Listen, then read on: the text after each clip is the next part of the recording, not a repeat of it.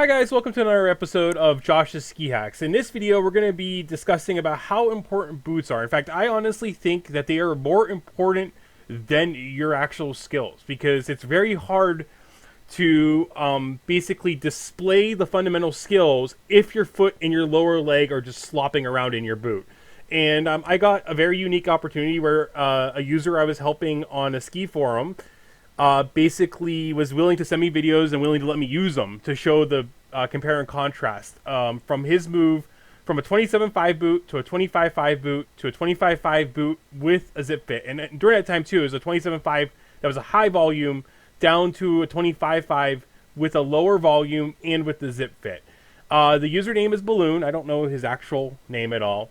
But we're going to go and just watch some clips of him, and we're going to discuss what's happening here. And he hasn't gotten any better. In fact, some of these clips are literally an hour apart.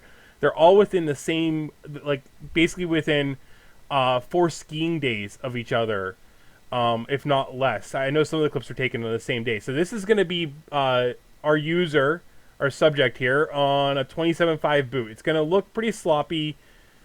It's very hard to control everything, but you basically will see the fore and aft is very off. And frankly, you see this a lot. You see a lot of people who struggle, and it's really because it's their boot. Like, they want to sit there and get better, but the reality is you put a good skier into a poor-fitting boot, they just simply aren't going to get better.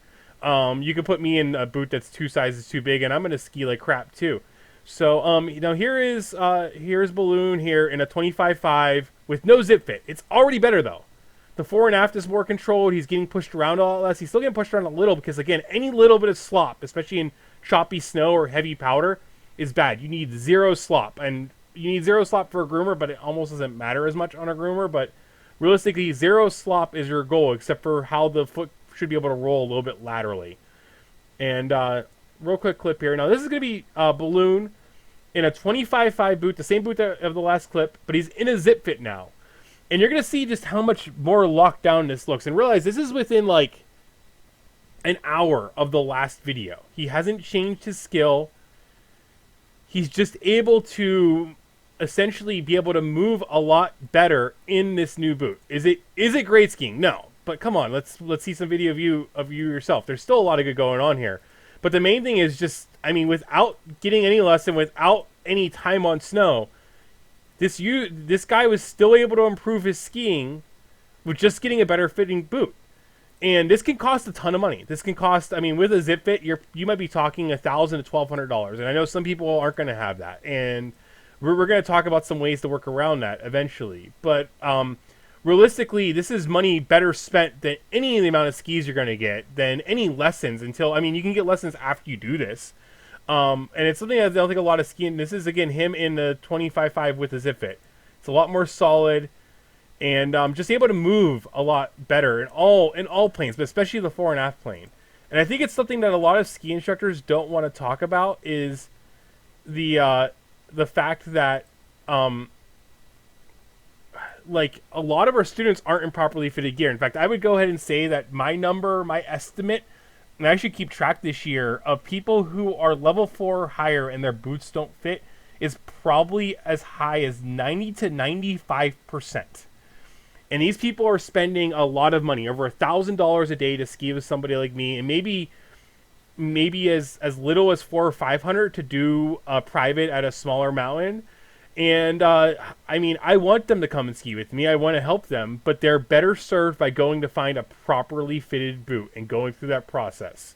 And it's something that we don't like to talk about because I think a lot of instructors just want to be able to teach what's in front of them and not talk about problems that they themselves can't solve, because we can't solve most boot fit issues on the hill. And most people don't even know what they're looking for. But I think when you see this, I mean, if you look at the first clip, you can see just how much.